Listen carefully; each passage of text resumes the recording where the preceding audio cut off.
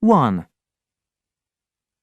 This module develops our understanding of the theory behind advertising campaigns.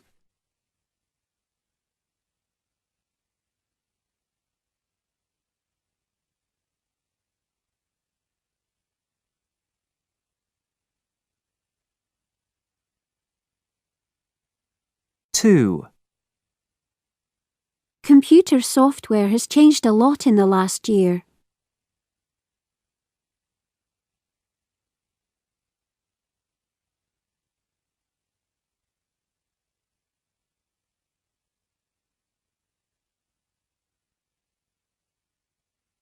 Three.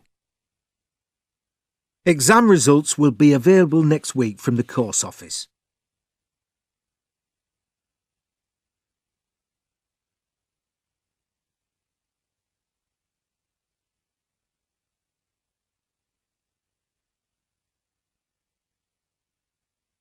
Four.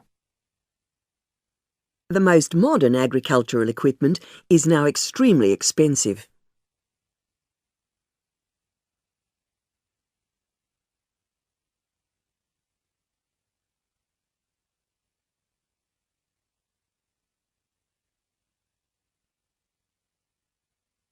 Five. The number of students registering for postgraduate research has risen.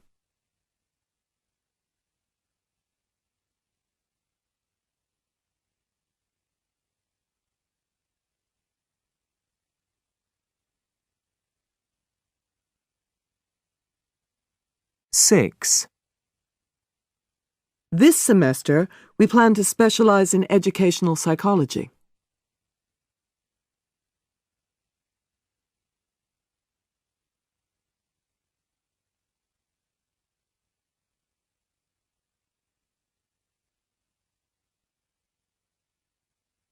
Seven.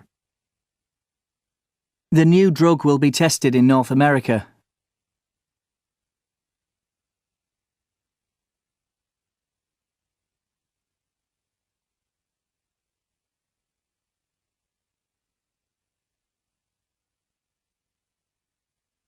Eight. Books which are overdue will incur a daily fine.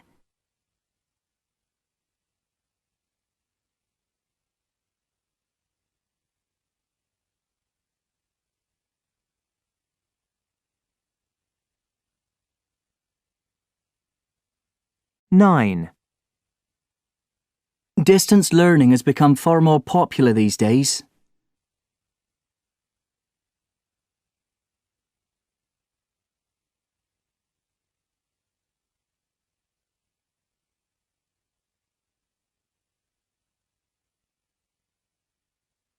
Ten. You need to write a proposal for your research.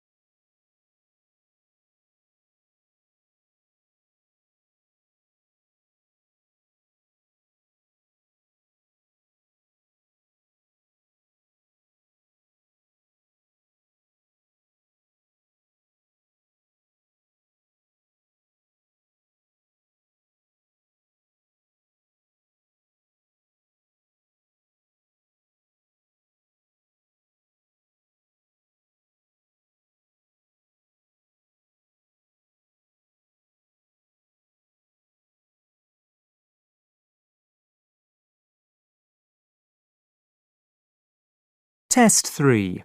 Retell lecture. Page 95. 1.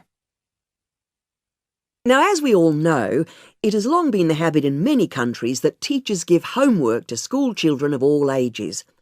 Despite the fact that a minority of educators don't agree with this practice, it has never seriously been questioned or challenged before.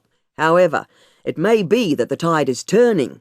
These days, more people are becoming convinced that homework is of virtually no benefit, particularly for children in the younger age group. So, why have teachers always given homework? Well, the answer seems to be because they are obliged to. Most teachers don't really believe it has any real value, and the latest research supports the teachers' feelings about this. Not only does homework have very little impact on children's learning, but it also puts unnecessary obligations and responsibilities onto the parents.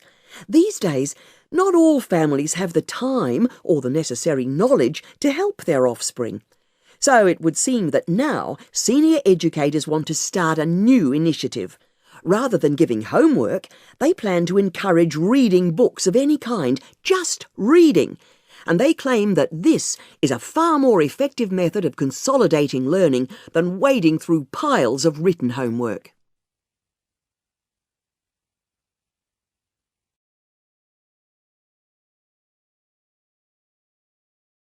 Two. Some years ago, a group of academics from different disciplines recognised the necessity of studying conflict as a phenomenon. They were interested in the distinct properties of conflict as it occurred in international relations, national politics, industrial relations, communities, or even in the domestic setting. These academics believed that approaches from different disciplines could be applied to the study of conflict with a view to better understanding its causes, effects, and solutions. As a result, research groups developed, and universities and academic journals began to publish papers on conflict theory, as it came to be called. Unfortunately, many other academics didn't welcome this new discipline. They couldn't reconcile it with traditional scholarly practices because it had both a practical nature and an analytical approach. Nevertheless, the new discipline continued to develop, and the field grew and spread, and conflict theory now has the same prestige as other academic areas of research and study, despite the early criticism it attracted.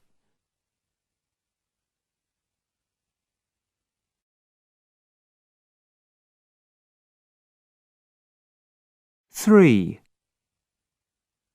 Now, as urban planners, what we really need to start considering is the amount of space allocated for residential areas within a city or town. And when I say space, I'm talking about space within a dwelling or home, rather than the actual size of residential areas. There's growing concern that the internal space of new homes is becoming far smaller, too small, in fact. Maybe you're thinking, is it important for residents to have sufficient space? Is it merely a preference to have more space, or are there more serious implications? Is there, in fact, any evidence to suggest cramped living conditions affect residents' physical or mental well-being or their day-to-day life?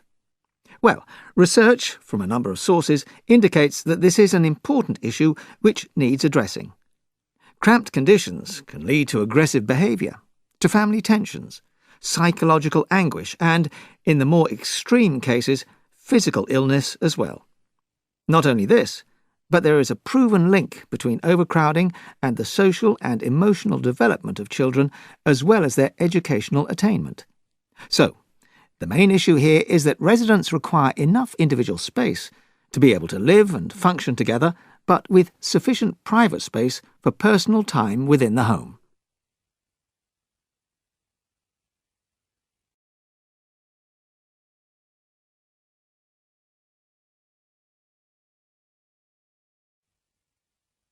If something is not expensive, what do we say it is?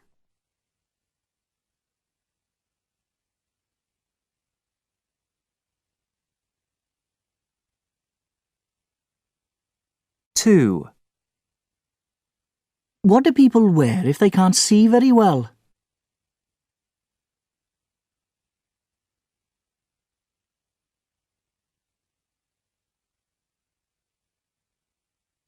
3, If something such as fabric or medicine is artificially made, not natural, what do we say it is?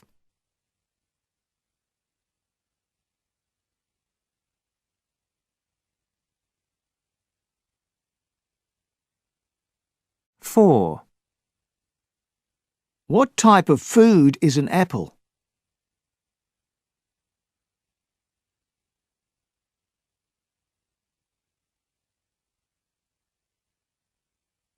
5, How many months are in a year?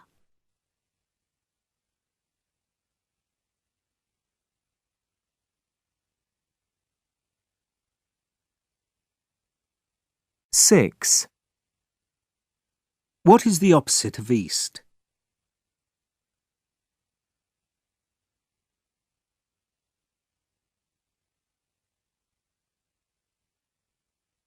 7, When ice is at room temperature, what does it become?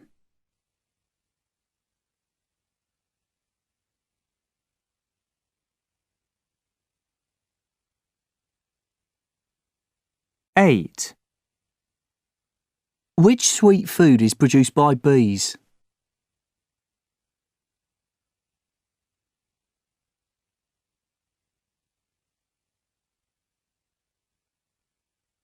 9, Where can people go to borrow books?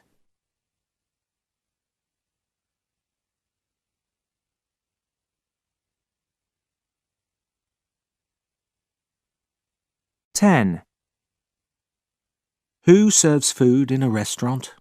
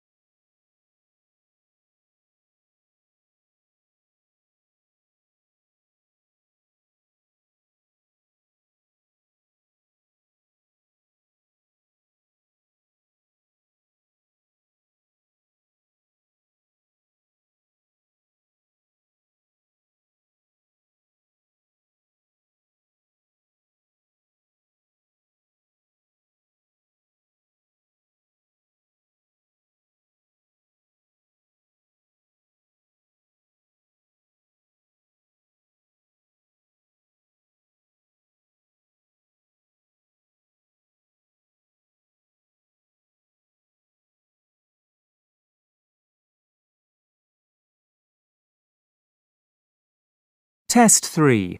Summarize spoken text. Page 108. 1. Well, nowadays there's an increasing trend toward ecotourism holidays. So, what is ecotourism? Well, it's a form of tourism which should not only protect but also actively improve our environment and its cultures. However, many forms of tourism which are presented as sustainable, nature-based, and environmentally friendly are often not what they seem, and this is rapidly becoming a somewhat thorny issue.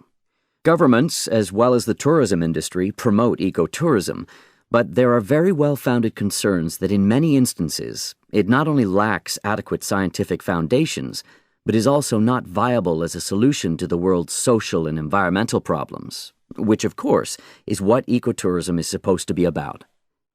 Many ecotourism holidays are really nothing more than a marketing ploy, and indeed, in the worst cases, can be said to even threaten local cultures, economies, and natural resource bases.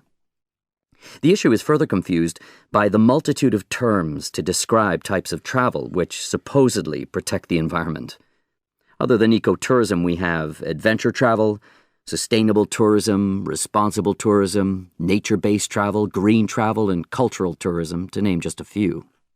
So the problem we have here is whether a potential traveler who wants a legitimately environmentally friendly travel experience can make the right choice when confronted with this type of marketing.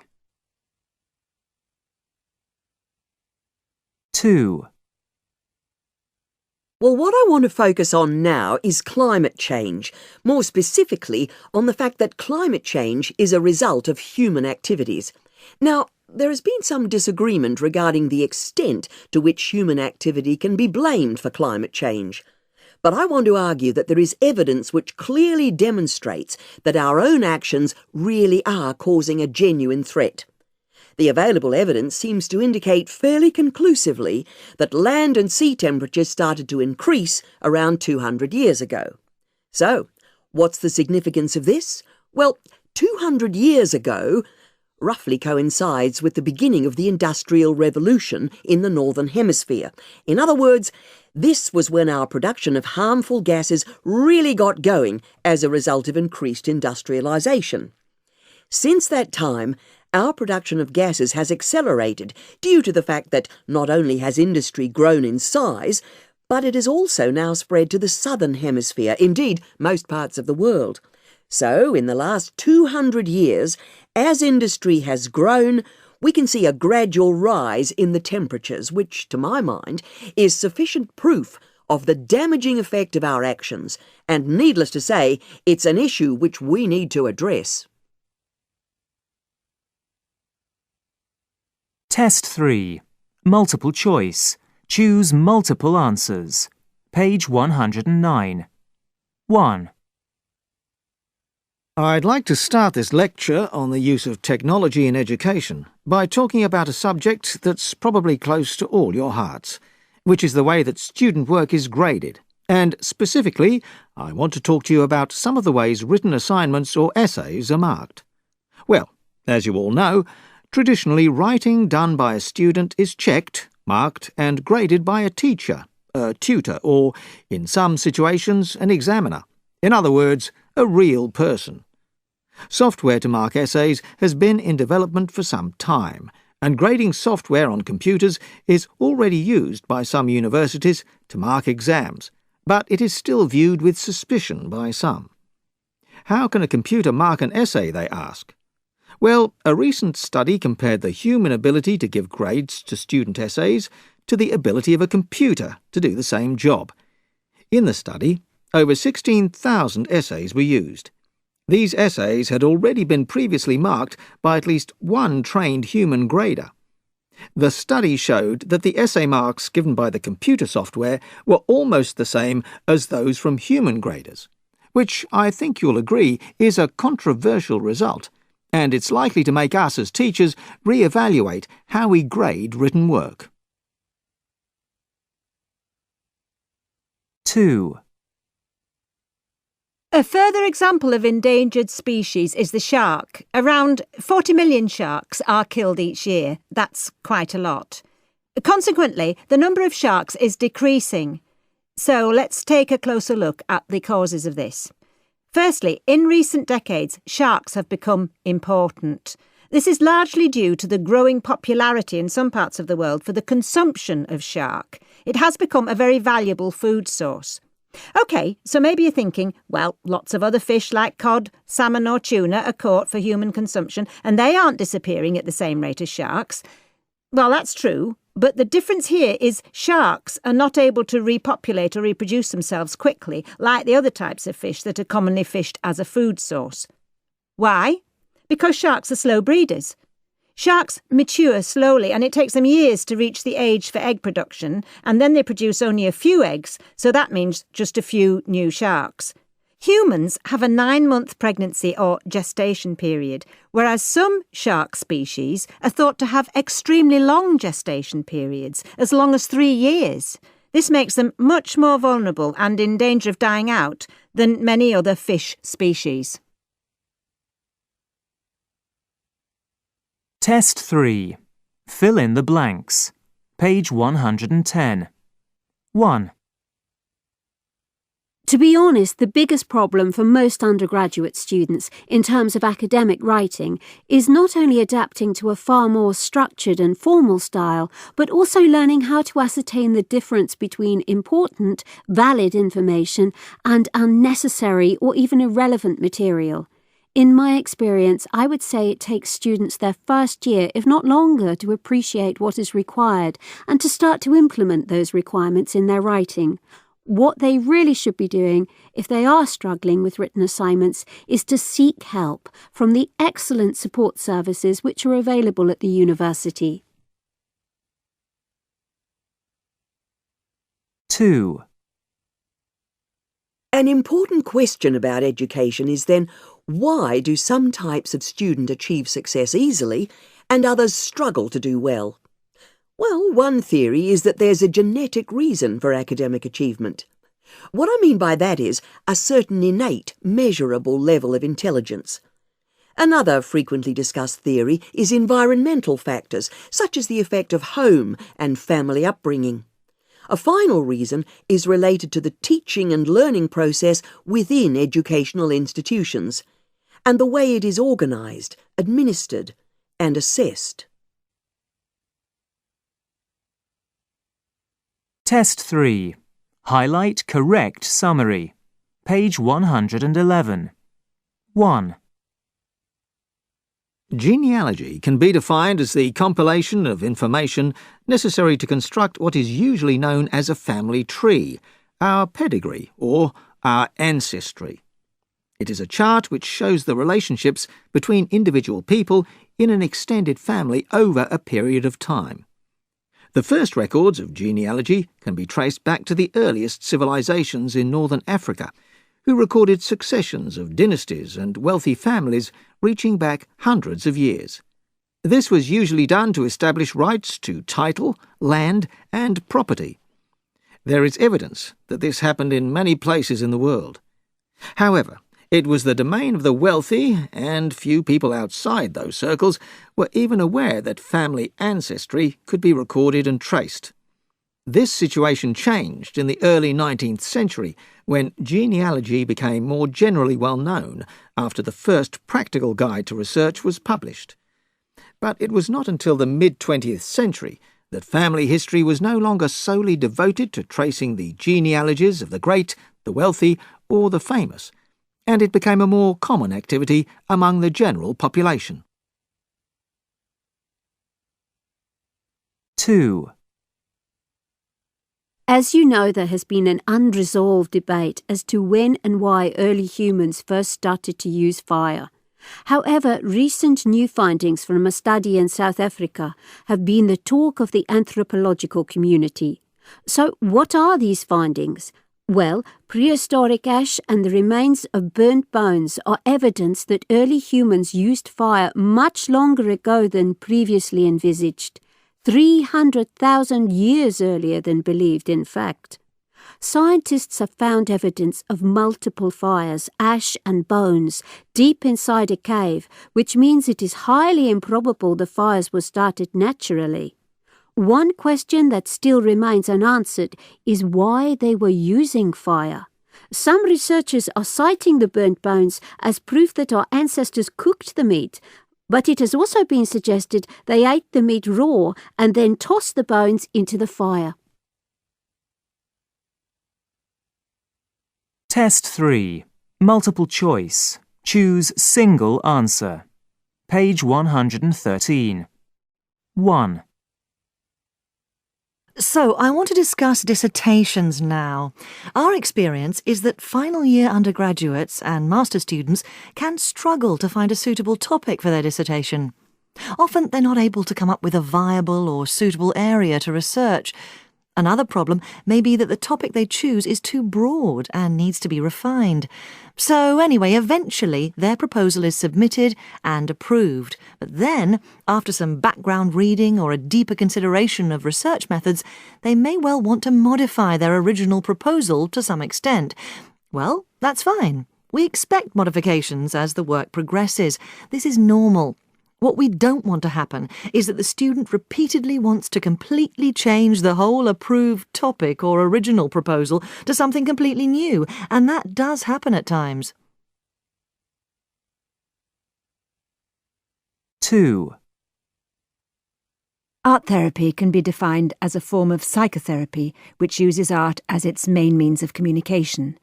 Patients needn't have any particular talent in art, since the art therapist is not concerned with making an assessment of what the patient produces. The principal aim of this kind of therapy is to facilitate the patient's well-being in order to bring change and growth on a personal level through the use of art materials. Obviously, as always, the relationship between the therapist and the patient is important, but art therapy differs from other psychological therapies because it's a process between the patient, the therapist, and the art. So what we found is the expressive nature of this therapy is particularly successful with those who have difficulty expressing themselves verbally. Test 3. Select missing word. Page 114. 1. So, just a few weeks ago, excavators of a remote archaeological site in southeastern Asia reported an exciting find under the ground.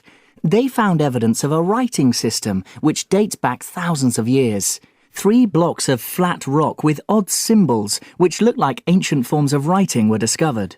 Well, this find could reveal much about an advanced, independent urban culture, which historians believe may have lived in that area. However, many scholars are sceptical about the authenticity of the blocks, which they suspect.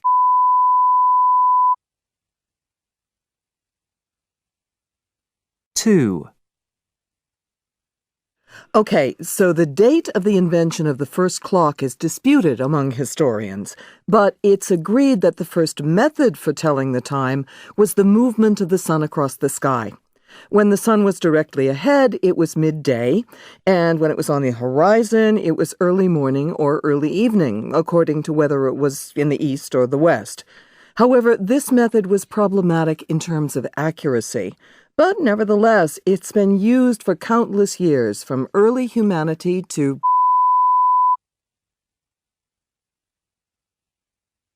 Test 3.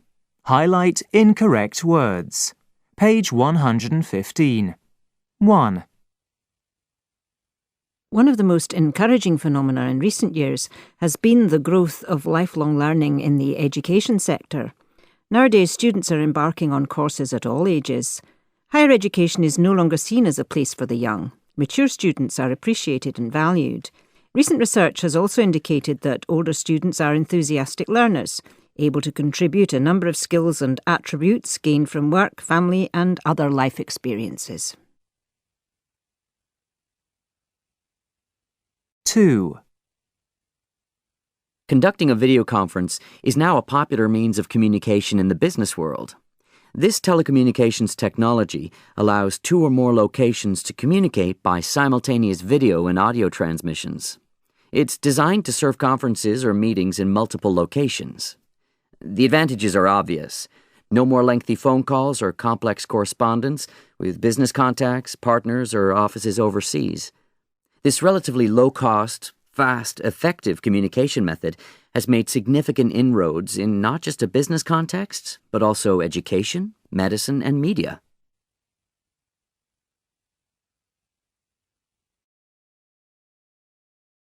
One.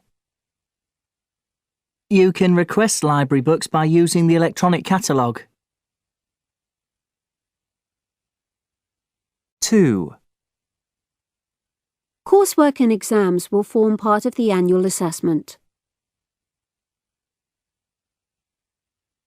3.